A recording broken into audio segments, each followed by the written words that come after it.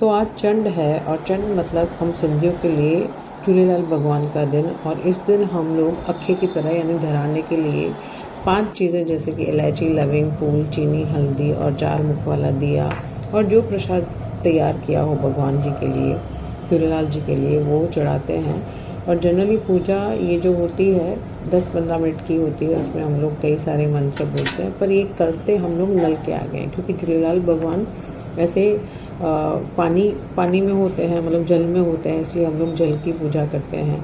और ये जो अक्खा तैयार किया हुआ होता है 5 चीज़ों का, वो झूलेलाल भगवान को धरा के फिर हम लोग नल पे चढ़ा देते हैं और बोलते हैं कि हमारा ये अक्खा कबूल करें और हमारे घर में शांति और समृद्धि लाए। मतलब हर चांद के दिन ये पूजा होती है हमारे में। और ये अक्खा बस चढ़ा के और जल चढ़ा के जल देवता की पूजा करके और हम सिंधी हमारे शांति और समृद्धि के लिए प्रार्थना करते हैं।